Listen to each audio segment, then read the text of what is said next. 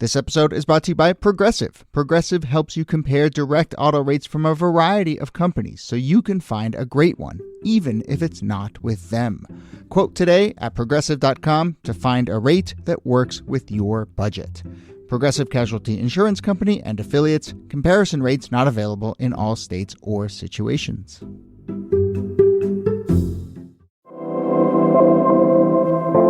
Hello and welcome to This Day in Esoteric Political History from Radiotopia. My name is Jody Avirgan. This day, March 10th, 1951, it's spring training, the grass is coming in, the birds are chirping, baseball season is right around the corner, and Major League Baseball is looking for a new commissioner, looking to maybe replace its existing commissioner. So, in this moment, the owners of Major League Baseball teams met at the Shoremead Hotel in Miami to vote on possibly finding a new Major League Baseball commissioner. The vote was meant to be secret, but of course it leaked. And soon after, on this day, the New York Times reports that one of the names being floated was FBI Director J. Edgar Hoover. Hoover didn't, of course, get the job. But even the idea that these two American institutions are linking up in this moment, it says a lot about the era and the place that both baseball and the FBI have in the public imagination coming out of World War II, heading into the 1950s. So let's talk about MLB's G-Man flirtation. Here, as always, Nicole Hemmer of Vanderbilt and Kellie Carter-Jackson of Wellesley. Hello there. Hello, Jody. Hey there. We haven't talked much baseball on this show. I think we did an episode about how the Star-Spangled Banner came to be sung at baseball games. We've touched on sports here and there. Well, didn't we do one on like the Republican-Democrat baseball game or something like that? Oh, yeah, maybe we have. Yeah, I think we have. Do you feel spring training in the air? Are you baseball fans? I don't even know this. No. I'm not a huge baseball fan, although Vanderbilt is apparently like the best team. So I'm going to have to figure out how to get into it. Yeah. I never got into baseball. I mean, I don't know. I grew up sort of cheering for the White Sox and my mom, the Cubs. But that was like, you sort of suffered in silence because they were never winners. That era, yeah, for sure. I will say I like a good minor league game because I think they embrace the fact that it's kind of long and there are some less exciting periods, and so they just have like these fun little games and stunts and entertainment moments all throughout the game, and I really like that. Funnily enough, I mean, I think a lot of people turn to minor league baseball now because it feels like it's closer to the kind of baseball that is from the era that we're talking about here, right? Really connected to, an idea of American family or whatever, family fun. So, yeah. Anyway, I will just say go Phillies right off the bat, and then we'll just keep it going. Okay, so let's set the scene here. The thing to establish is baseball does have a commissioner, and who baseball's commissioner is, and then the reason that they're pushing it away from that, potentially to Hoover, actually says a lot.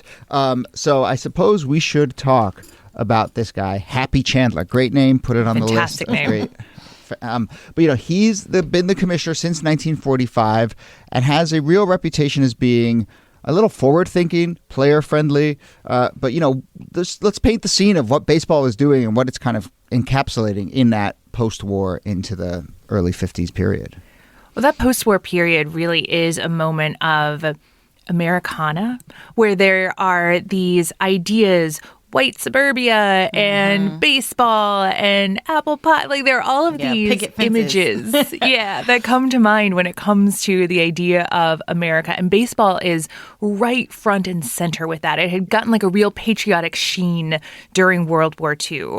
And this is kind of the moment that it's coming out of. And then Chandler, I mean, you mentioned, Jody, that he was player-friendly, and that was seen as a bit of a problem because he was supposed to be representing the owners. So the owners were mad at him. And then, of course, he oversaw the integration of baseball, and that made him, just less popular, I think, than he had been before. He's also a political figure. I mean, before he comes to baseball, he's the governor of Kentucky. He was a senator and then the governor of Kentucky. And I think it's interesting that he shifts his role from like politics into sports. But I feel like sports and politics, I feel like they go hand in hand. I do. Like, I know people might push back on that, but I feel like there are a lot of moments. No, not here. You're speaking You're in a friendly space. I feel like that makes sort of it makes its sense a little bit. And I mean, I think it's a big part of this story is about how if you just think writ large institutions, then you kind of starts to make sense that these two, but also that sport is often at times interesting because it's at the leading edge of social and political change, and other times you can see it as a laggard on social and political change, and I think it tells you a lot about the state of society and politics in a given moment. At some basic level, and I really don't know much about Happy Chandler, but I want to know more. But the fact that the governor of Kentucky was the one who integrated baseball, mind blown. Like, what is it, 1947 when Jackie Robinson integrates Major League Baseball? And this is what, 51, so a few years later. It's still a new phenomenon. I mean, he's still one of a handful of black players at this moment.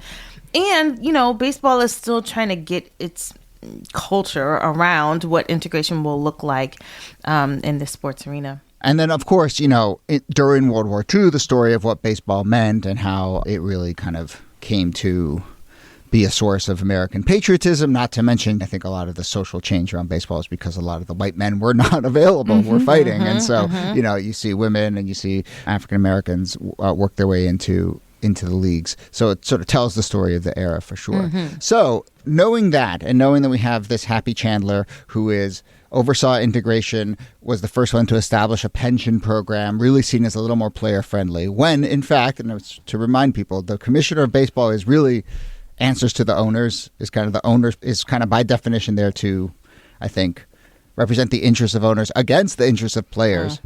So perhaps it's no surprising that these owners gather at a hotel in Miami and are grumbling a little bit about this forward-thinking commissioner that they have on their hands. And do they just make a list of who is the opposite of that? And then J. Edgar Hoover is at the top of the list? I was going to say... You'd probably come up with a similar list if that was your method. I mean, but what they were really looking for was some big name. They wanted this to be a splash. They wanted it to be something that would be a PR coup. And J. Edgar Hoover at the time... Not the J. Edgar Hoover that we remember now. J. Edgar Hoover at the time was really popular among a wide swath of Americans because he represented, efficiency in law enforcement and the face of America fighting against communism in the early Cold War. And he had also spent, I'm sure we'll talk about this, a lot of the 1940s creating propaganda for the FBI. And so people had absorbed this idea of G-men as really cool and Hoover as the head of the FBI as kind of the coolest G-man. I mean, he's the top cop. He's putting bad guys away. He's putting gangsters away. He's cracking down on this and that. He is like the emblem of law and order. And in some ways, sure, it makes sense. In other ways, it's like, this is so problematic. This is so problematic, especially in baseball. And especially at this moment in baseball.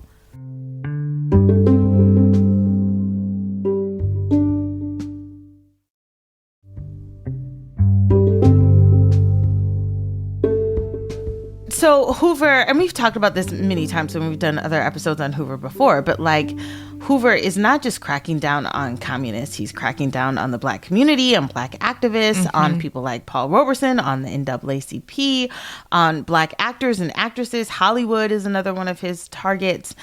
Anyone that he sort of sees as engaged in either deviant behavior or, racial progressive behavior, or anything that feels communist sympathetic, he is cracking down on that extra hard. I mean, he's got wiretaps on everybody. And that, continues even until the civil rights movement. He's got taps on King. He's got taps on Malcolm X. It doesn't end. But that sort of strategy of how he is able to sort of shake hands and kiss babies and at the same time be tapping your phone lines. It's sort of his bread and butter. And shaking hands with civil rights leaders, because this again, he's like the PR king. He's going to the NAACP. He is saying how he respects civil liberties and he's looking out for them. And of course, Kellie, as you said, in the meantime, he is tailing them and bugging them and creating all of these elaborate files to keep them in line. again, I think it's hard to overstate how much these kind of two institutions just really felt like they were capturing the spirit of the time, at least a particular kind of spirit of the time for a sort of white suburbanizing America. There's a little bit of also like Hoover and baseball ephemera that's sort of interesting. I mean, Hoover crushed his nose as a result of getting hit with the baseball as a kid, which I don't know. I haven't seen pictures of him with a crooked nose, but maybe he clearly got over it. Or maybe that was his villain origin story. That's exactly right. Yes. And, he did talk a lot about the role of baseball in sort of rallying the country, especially during World War II. And yeah, I guess I understand how, the owners would say we need someone who's going to really sort of put some scare into these players who are starting to feel themselves a little bit. And I could see him. I mean, he would have absolutely put a chill in the air had he. Any player that gets out of line, any player that's, wants more pay is like. I was about to say players are labor, and Hoover's record on labor is not friendly. Is this water cooler tapped? Is there a listening device in my bat? One more thing, since we're here and we're talking about J. Edgar Hoover, the J in J. Edgar Hoover, it just stands for John. It's so disappointing. That is really I wanted disappointing. something more interesting. Not There's Jamal. no real... there you go. There's no really interesting story, even as to why he chose it. I think that, at the time, I think a lot of people sort of took their middle name and abbreviated their first name. We don't seem to do that as much anymore, but I don't know. I was disappointed when I dug around into the J origin. The more you dig into Hoover, the more he disappoints, I found. Yeah. Yes. So it might be surprising to folks that J. Edgar Hoover, the head of the FBI, would be tapped for this position. But they were also looking at some of the wildest political people. They were looking at Supreme Court justices to come over and become the commissioner of baseball. And I'm trying to imagine like opening up Clarence Thomas's seat on the Supreme Court by taking him over to commissioner of baseball. Actually, I really like this line of thinking. This we should think about this more. But wait, didn't y'all, and you can correct me if I'm wrong, the governor of Massachusetts, Charlie Baker, doesn't he become the head of the NCAA, or am I making that up? Yeah, I think that's right. He does. And then there's also the NFL and Condoleezza Rice. Like every couple years, there's big rumors about her doing that. She's like a really big football fan. I think was like come pretty close to becoming the commissioner of the NFL a number of times, or having a big role there. Look, I'll be honest. Like whenever I see an ex-politician take a job at an organization that isn't like a seedy lobbying firm, I like take it as a win, so like I would be very happy to have the pipeline go to sports, or like be a president of a college. Like that's great. I love that for you. Way better than going and running Northrop Grumman or whatever. So I'd be very happy to have this pipeline going. And I get it. Like I think Hoover, if it's just like running a big institution and doing a lot of that sort of political wheeling and dealing, it absolutely counts. Sometimes I'm like, does a senator actually prepare you to like run a university? Probably not. Like you probably say, no, you know how to do fundraising. You have lots of connections. Sure. But actually, he was at the top of an organization, managing an organization. So I get that. And so it doesn't strike me as totally off base. He won't have a problem telling people no. I know that. Although he'll lose a lot of the tools that made him so successful as FBI director. Yeah. I do. Yeah. Should we spend a second with the counterfactual? Yeah. J. Edgar Hoover becomes commissioner of baseball. And how does American history look different if the FBI director is not basically controlling the presidents throughout the 1950s, 60s, and early 70s? Like, it would that's different. I couldn't imagine the 1960s without Hoover. Like I just couldn't.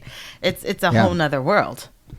And moreover, is there like a red scare within baseball, right? And it's all of a sudden Hoover is going into like a McCarthy-esque rooting out of communist infiltrators in the outfield of the Milwaukee Brewers or whatever it is. But yeah, I would be very curious to see. I mean, he wouldn't have rolled back integration, would he have? I mean, it might have proceeded at a slower pace. I don't know. I think that it would have been Jackie Robinson was such a big moment and a big figure that I think that would have been too unpopular of a move, and he's too PR savvy for that. I don't think he would have hastened it along. Yeah. That is a very interesting counterfactual. But if Jackie Robinson had any sort of communist leanings, it would have been all over. Yeah.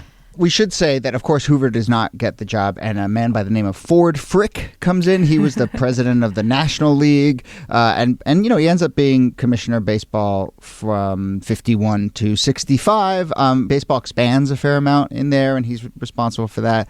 But I think he largely just kind of keeps things moving along and doesn't rock the boat too much. And baseball continues to kind of hold that really big place in the public imagination that we've been discussing. But let's leave it there with the what could have been. And let's do a few also on this days. This is our chance to talk about some other stories that happened on this day, March 10th, throughout U.S. history. It's on the list, so I'm going to say it. But in 1496, Christopher Columbus concluded his second visit to the Western Hemisphere as he leaves Hispaniola back for Spain. This is in 1496 on March 10th.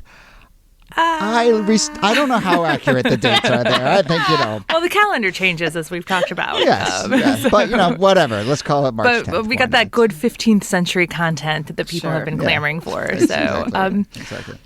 Several hundred years later, in 1785, Thomas Jefferson was appointed America's minister to France, succeeding Benjamin Franklin. We did an episode about that with Mike Duncan. Remember that, Franklin in France? Right. That was about Franklin in France and then Jefferson. And John Adams will also spend some time in France. I just love this little stretch here where basically all the founding fathers get to go to France and basically party.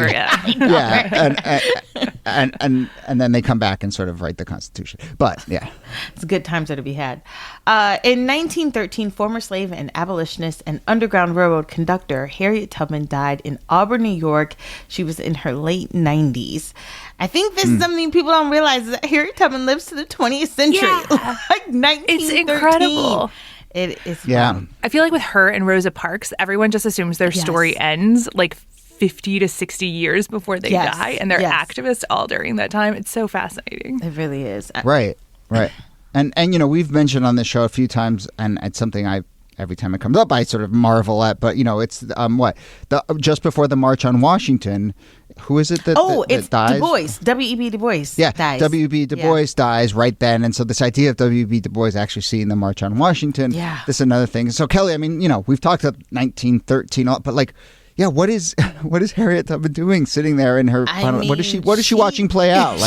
She's seen the suffrage movement pick up in full speed ahead. She's seen the end of Reconstruction. She has seen a lot of change happen, and not really for the better. She's seen mostly a lot of racial retrenchment that happens at the end of the 19th century and early 20th century. A lot of anti-immigration sentiment. Would have been almost sort of like the beginning of World War One.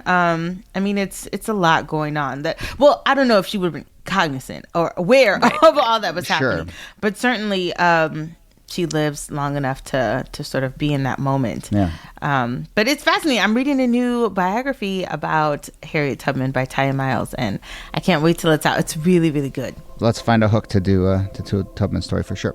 All right. We will leave it there. Nicole Hemmer, thanks to you as always. Thank you, Jody. And Kellie Carter-Jackson, thanks to you. My pleasure. Thanks for listening to This Day in Esoteric Political History. Our researcher and producer is Jacob Feldman. Our producer is Brittany Brown. Our transcripts, which you can find on our website, are done by Kala Nakua. This Day is a proud member of Radiotopia from PRX, a network of independent, creator-owned, listener-supported podcasts. Audrey Martovich is executive producer. Yuri Lasordo is director of operations. If you want to support the show, tell a friend about This Day and become a member of Radiotopia at whatever level works for you. You can do that at our website, thisdaypod.com. Also on our site, you can find transcripts, sign up for our newsletter, find links to follow us on Instagram and Threads, buy merch like shirts and hats and phone cases, find information about our theme song, give feedback on an episode we've done, or suggest topics for a future episode. That and lots more, thisdaypod.com. My name is Jody Avergan. We'll see you soon.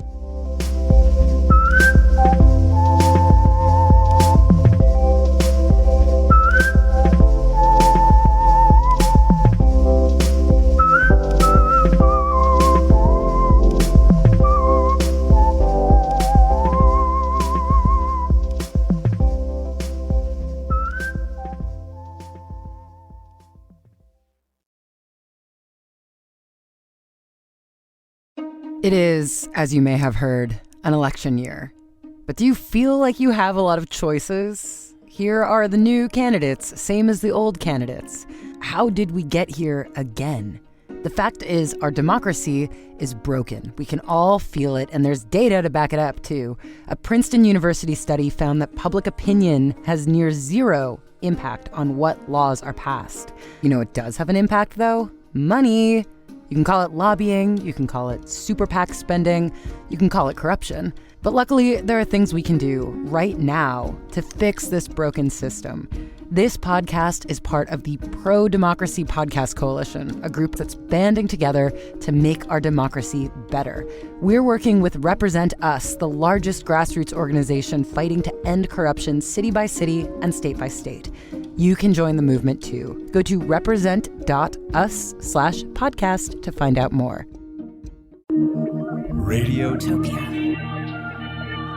From PRX.